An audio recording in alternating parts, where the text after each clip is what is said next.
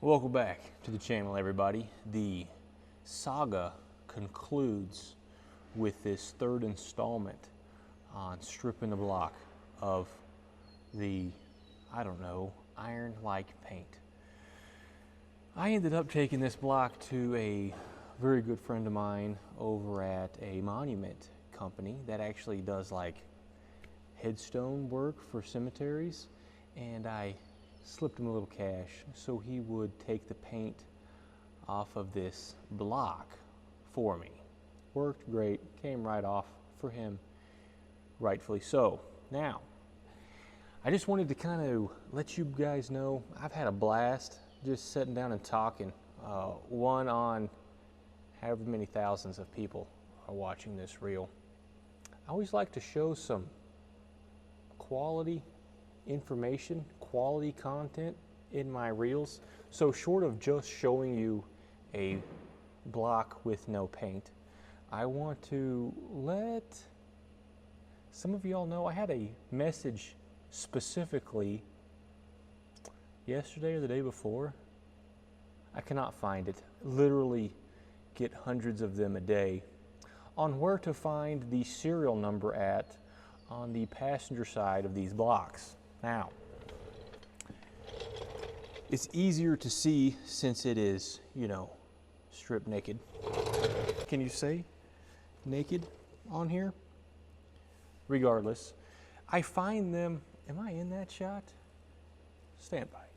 Definitely in the shot, but just barely. Serial numbers, like the engine serial number, will usually be on this section on the block, which is the rear passenger side section. Depending on serial number prefix, kind of dictates more of a general area on where they'll be. I usually find the earlier ones, like I've got an 8PN over there that we're building back to mechanical, but it is located right here. It doesn't have all of the contours in the block like this one does. I've also found them, right through here. I have found them over here kind of closer towards the oil filter.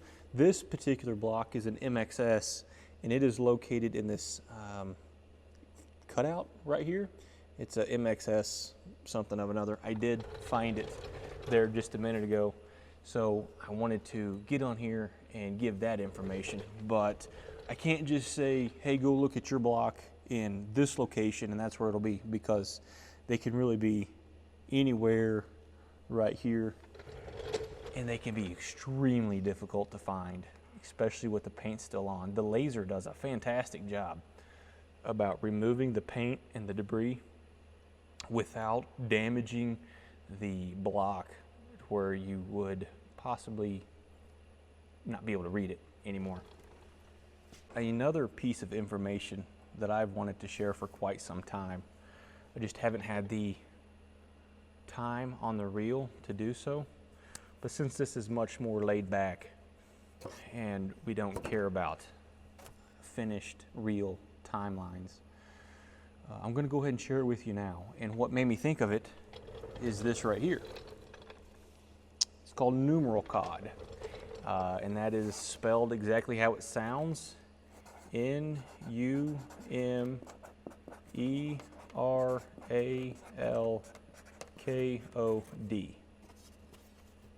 Numeral Cod. Those letters transpose to numbers, and let me write those. That starts with a 0, so N is 0. 1, 2, 3, 4, 5, 6, 7, 8, 9. Now you can tell how now you can take the letters from Numeral Cod and convert them into a Julian date. This is extremely handy when we're talking about bearings. This is a main bearing from this particular engine, and it is a cat bearing.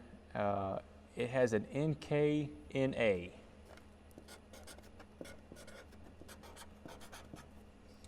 Let me see if I can't get you a little closer in on this. NKNA. that is our Julian date. So N is 0, K is 7, N is 0, and A is 5. So you can see how NKNA now is actually July of 2005. Make sense? So those bearings are '05 models, meaning this block is an MXS, so it would have been manufactured about the same time. Shoot, I guess we could figure it out. NA, yeah, the block's an '05 model as well.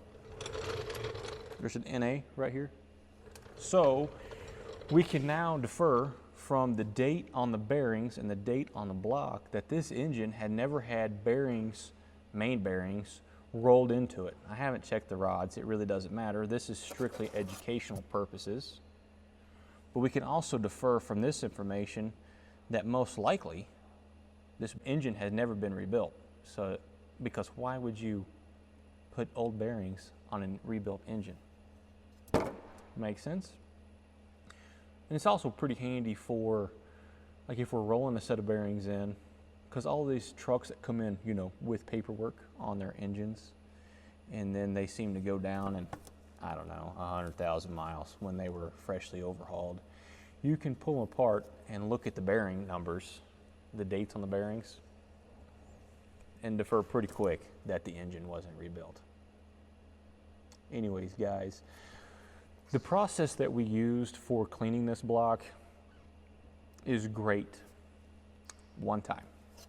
It is not a sustainable process that I will be able to use in the machine shop in order to get blocks clean.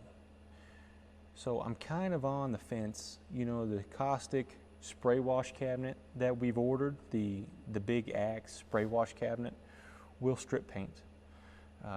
It's not going to give a shop peen surface finish, but it is necessary in the spray wash cabinet is going to be a necessary key piece of cleaning parts. A shop peen, wheelabrator, a rotoblast, a whatever you want to call it, I really feel is the next step. It's going to be something that you can install a block into, turn it on, or head into, turn it on, walk away, give it its 15 minutes, 30 minutes, whatever it takes to get a comparable finish to this.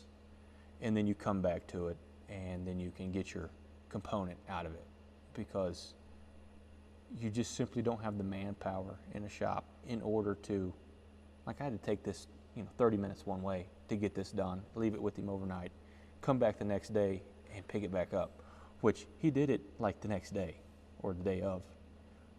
Phenomenal service. You don't get that anywhere. Super good old boy. And did a very good job. But it's just not something that I can do day in and day out, which is really where the shop blast machine comes in.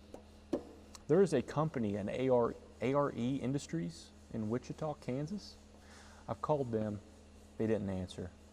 It's also Good Friday today, so we'll give them the benefit of the doubt, and they just, took the day off, which is good for them. So we'll try those guys again, next week during the work week. If you know of another place that sells a wheelabrator, steel abrader, a rotoblast machine, something big enough to house these blocks, the smaller ones like Dave's Auto Center. I know I get a lot of comments about Dave's Auto Center. He's got a in-house machine shop. Does the work that I've seen is beautiful. The way they clean their blocks, their smaller iron blocks, that is a shop blast machine. That is what I'm after. Their machines that they've had that I've seen are for smaller applications. I don't know if they've got one big enough for this, and if they did, that's awesome for them. But they are very hard to come by, those machines, for a block this size. But regardless, unless we can come up with a better option, the guys in Wichita, the ARE Industries, will be getting a phone call from me next week. Hopefully we can come to a deal, as in they've got something that's affordable. And my affordable and they're affordable might not be the same affordable. But if we can swing it, we'll buy us one. Because I like the finish. It's just the time that it took for me to get to this point. While it's been just I really honestly have enjoyed talking to y'all about doing this project. It's just not something that I can sustain in a shop setting. But since this block is for personal use, I mean, it's been a lot of fun. Anyways, guys, thanks for sticking around. I just wanted to let you know the progress that we had made on this block. I am now ready to get it over there to my machining center, get it installed on that setup, indicated in, and then we will start machining on this. I'll probably do some content on that, especially for my long form videos where I'm actually documenting the entire build of this Kenworth that we're putting this engine in. So be looking for that. If that's something that you're interested in, we'll be posting that up in a relatively short order because it is time to get the engine assembled. Guys, thank you for watching. It's been a lot of fun.